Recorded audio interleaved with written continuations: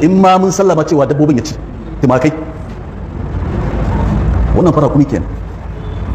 kuma ya tabbata min hadisi abi huraira radiyallahu an a sahihul bukhari manzon Allah sallallahu alaihi cewa babu wani annabi face yayi kiwon tumakai, yace ni ma nayi kiwon tumakai. wannan menene yabo ne ga tumakai. to shi wancan tumakai yace wannan kuma me rakumi yace, wanda ga shi ya tabbata a sahihu muslim da kitabus sunan lil imam ibn majah da al musnad lil imam ahmad bin hanbal min hadisi jabir bin samurah radiyallahu anhu manzon Allah sallallahu alaihi wa alihi wasallam cewa hatta shira kuma in ka tana masa sai ka saki alwala, wato dan nuna maka ne hatsabibancin sa. naman sama in ka ci to ka saki alwala inji manzon Allah sallallahu alaihi wasallam. haka yazo min hadithil bara bin azib radiyallahu anhu a kitabus sunan lil imam abi daud da jami'ut tirmidhi da kitabus sunan lil imam ibn majah da al musnad lil imam ahmad bin hanbal. nan ma manzon Allah sallallahu alaihi wasallam cewa wanda ya ci naman raƙumi tawadda'u min luhumil ibli, ku yi alwala saboda kun ci naman raƙumi. wanda wannan hukunci kuma hukunci ne muhkam ghairu mansukh, kamar yadda shi ne mazhabul imam shafi'i akan sa nake. in dai ka ci naman raƙumi bisa zance mafi inganci to lalle kai ne ka sake alwala, ba a shafi hadisin da yana nan yana aiki. da haka al-imam ahmad ibn hanbal kamar yadda yake a kitab al-masail lil imam abi abdurrahman abdullah bin ahmad bin hanbal ya kawo maganar babansa shi ahmad ibn hanbal ce waɗannan hadisan guda biyu sun inganta, na jabir ibn samara da na albara ibn azib zuwa ga manzon Allah sallallahu alaihi wasallam. shine abin da ash-shafi'iyya suke kai, da ma ruwaya daga al-imam ahmad ibn hanbal rahmatullah ala jami'. to wanda aka ce in ka ci ne naman sa sai ka sake alwala. amma wata ruwaya ma a kitabus sunan lil imam ibn majah da al-musnad lil imam ahmad bin hanbal min hadisi usayd bin hudayr, kuma ya zo min hadisi abdullah bin umar a kitabus sunan lil imam ibn majah cewa nonon sama in an sha sai an yi ne sai an yi alwala. amma isnadin bai inganta ba. kaga wannan ne adalcin ahlus sunna wal jama'a kenan, cewa in an sha nonon raƙumi sai an saki alwala, hadisan ba su inganta ba.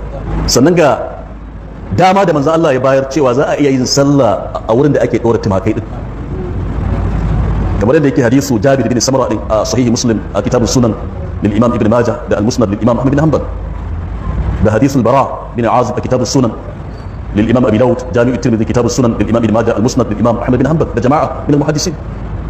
yace za ku iya yin sallah inda ake daure tumakai, amma kada ku yi sallah a inda ake daure menene raƙuma, kar ku yi sallah a kitabus sunan lil imam abi daud min hadisul bara bin azib radiyallahu an, sai manzo Allah ya bayyana cewa za ku iya yin sallah a inda ake daure tumakai fa inna fiha baraka, domin a wurin akwai albarka. su kuma raƙuma da yace kada ku yi sallah inda ake daure su sai ce fa innaha min ash-shayatin, su suna tare da shaytan, su suna tare da shaytan, kamar yadda yake hadisul bara bin azib.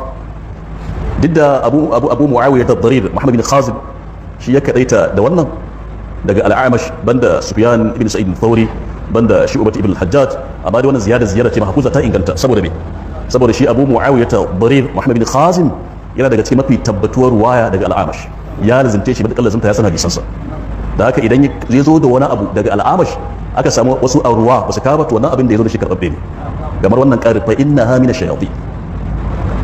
kuma ya zo min hadisi abdullah bin mukaffal a kitabus sunan lil imam ibn majah da al-musnad lil imam ahmad bin hanbal, haka al-imam an-nasa'i ya fada shi a takeice a kitabus sunan nasa.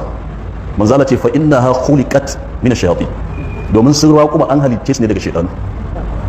to kaga shi yasa annabilisi cikin fassarorin da yayi a littafin sa ta'tirul anami fi ta'biril manami, daga cikin fassarorin da ya kawo game da ganin raƙumi a mafarki sai ce me shaytan ka gani, saboda ga wannan hadisi fa innaha min ash-shayatin, hadisul bara bin azib fa innaha khuliqat min ash-shayatin, hadisu man abdullah ibn mughaffal في سنن ابن ماجه وفي المسند للإمام أحمد بن حنبل وفي السنن للإمام النسائي مختصرا.